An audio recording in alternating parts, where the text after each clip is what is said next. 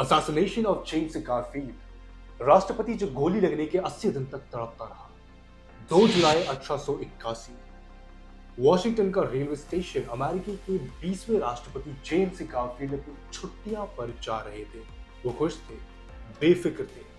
उन्हें क्या पता था कि भीड़ में छुपा एक साया उनकी जिंदगी का सबसे भयानक अध्याय लिखने वाला है। एक गोली, फिर दूसरी गोली। राष्ट्रपति जमीन पर थे, लेकिन ये कहानी यहीं खत्म नहीं हुई। असल में अमेरिकी के इतिहास की सबसे दर्दनाक और त्रासद कहानी तो यहीं से शुरू हुई थी। ये कहानी है उस राष्ट्रपति की जिसकी मौत हत्यारे की गोली से नहीं बल्कि उस दौर के सबसे काबिल डॉक्टरों की जिद और अज्ञानता से। ये कहानी है 80 दिनों की असहनीय पीड़ा की, एक ऐसे राष्ट्रपति की जिसे पल पल मरने के लिए छोड़ दिया। नमस्कार, मेरा नाम है साहिल और आप देख रहे हैं अखंड भारत न्यूज की special series the 4th great assassination.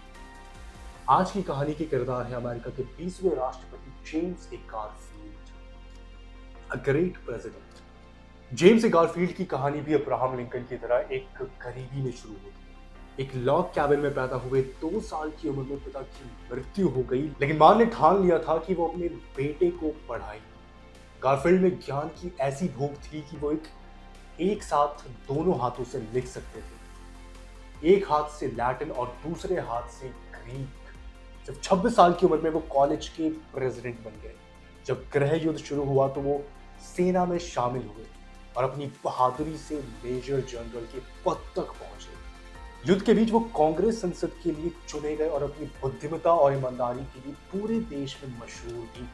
वो एक ऐसे नेता थे जिन्हें हर कोई पसंद करता था। अब वक्त आता है 1880, जब राष्ट्रपति चुनाव का समय आया और रिपब्लिकन पार्टी किसी एक नाम पर सहमत नहीं हो पा रही थी। तब अचानक एक समझौते के उम्मीदवार के तौर पर जेम्स गारफील्ड का नाम सामने आया और वो चुनाव जीत गए।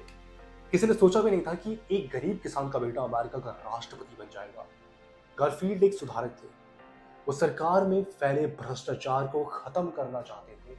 उन्होंने स्पॉइल सिस्टम पर हमला किया, एक ऐसी प्रथा जिसमें चुनाव जीतने वाली पार्टी अपने समर्थकों को सरकारी नौकरियां बांट देती थी। अब चाहे वो काबिल हो या ना हो, गारफील्ड का कहना था कि नौकरी सिर्फ काबिलियत के आधार पर मिलनी चाहिए और उनका यही फैसला उनकी मौत का कारण बनने वाला था, और ये बनता भी है। गारफील्ड की जर्नी को थोड़ी देर के लिए विराम देते हैं और जानते हैं कि उस शख्स के बारे में जिसने उनकी हत्या की। तो मिलिए चार्ल्स गेटो से, एक असफल वकील, एक असफल उपदेशक और एक असफल लेखक। उसे लगता था कि वो बहुत महान है, लेकिन दुनिया उसकी कदर नहीं कर रही। जब गारफील्ड चुनाव जीते तो गेटो ने उनके समर्थन में एक छोटा सा भाषण लिखा, उसे खुद ही छपवाकर बंटवा दिया। उसे यकीन हो गया कि गारफील्ड उसी के भाषण की वजह से जीते हैं। चुनाव के बाद गेटो हर रोज व्हाइट हाउस पहुंच जाते थे। वो राष्ट्रपति से मिलना चाहते थे। उसे लगता था कि इनाम के तौर पर उसे फ्रांस के राजदूत के पद पर बैठना पड़ेगा। उसे लगता था कि इनाम के तौर पर उसे फ्रांस में राजदूत का पद मिलना चाहिए। वो लगातार चिट्ठियां लिखता, अधिकारियों से मिलता, लेकिन हर कोई उसे नजरअंदाज कर देता। धीरे धीरे उसकी उम्मीद गुस्से में बदलने लगी। उसे लगा कि राष्ट्रपति गारफील्ड उसके साथ धोखा कर रहे हैं। उसके दिमाग में एक पागलपन सवार हो गया और गारफील्ड नहीं रहे। तो उत्तर राष्ट्रपति चेस्टर आर्थर राष्ट्रपति बनेंगे और वो जरूर उसे राजदूत बना देंगे। उसने ठान लिया वो राष्ट्रपति को मार देगा। उसने एक ब्रिटिश बुलडॉग रिवॉल्वर भी खरीदी, बाकायदा उसने निशानेबाजी की प्रैक्टिस भी करी और राष्ट्रपति के हर एक मूवमेंट की वो नजर रखने लगा। और फिर वक्त आता है 2 जुलाई 1881। वो अपने मौके की तलाश करता है और उसे मौका मिल जाता है। वो गोली चलाता है और गोली चलाने के कुछ मिनट बाद ही वो गोली गारफील्ड की मौत का कारण बनने वाली थी और उनको गोली लग जाती है। एक गोली उनके पीठ में, लेकिन वो किसी जरूरी अंग के हिस्से को भेद नहीं पाई।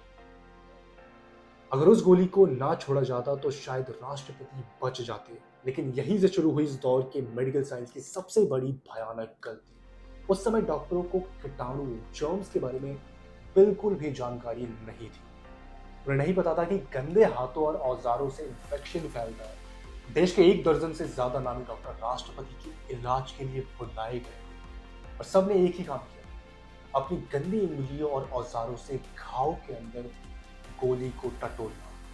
हर कोई गोली ढूंढने का हीरो बनना चाहता था। इस कोशिश में उन्होंने एक छोटे से घाव को 20 इंच लंबा कर दिया और उसे और गहरा बना दिया। यहाँ तक कि टेलीफोन के आविष्कारक अलेक्जेंडर ग्राहम बेल ने भी एक मेटल डिटेक्टर बनाया ताकि गोली की लोकेशन का पता चल सके, क्योंकि किसी को ये ध्यान ही नहीं था कि राष्ट्रपति जिस बिस्तर पर लेटे हैं उसमें मेटल के स्प्रिंग लगे थे जो मशीन में बाधा डाल गए। और 80 दिनों तक गारफील्ड असहनीय दर्द, बुखार और इन्फेक्शन से जूझते रहे। उनका वजन 95 किलो से घटकर सिर्फ 60 किलो तक रह गया। पूरा देश उनके ठीक होने की दुआ कर रहा था, लेकिन डॉक्टरों की अज्ञानता उन्हें धीरे धीरे मौत की ओर ढकेल रही। और आखिरकार 19 सितंबर 1881 को इन्फेक्शन के चलते अमेरिकी के 20वें राष्ट्रपति ने दम तोड़ दिया। हत्यारे चार्ल्स केटो को पकड़ लिया गया और उस पर मुकदमा चला। उसे फांसी की सजा दी गई। लेकिन गारफील्ड की दुखद मौत ने अमेरिका को हमेशा के लिए बदल कर रख दिया। लोगों को समझ आया कि स्पॉइल सिस्टम कितना खतरनाक हो सकता है। गारफील्ड की मौत के 2 साल बाद 1883 में एडिल्टन civil service reform act pass किया गया। इस कानून ने सरकारी नौकरियों के भाई भतीजावाद से निकलकर काबिलियत पर आधारित कर दिया और आज भी अमेरिकी में सरकारी नौकरियां इसी कानून के आधार पर दी जाती हैं। जेम्स गारफील्ड सिर्फ 6 महीने के लिए राष्ट्रपति रहे, लेकिन उनकी दर्दनाक मौत ने उस सुधार को जन्म दिया जिसे वो अपने जीवन काल में पूरा करना चाहते थे।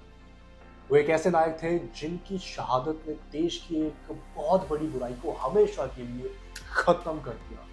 आज के लिए बस यहीं तक, फिर मिलेंगे एक और दिलचस्प वीडियो के साथ।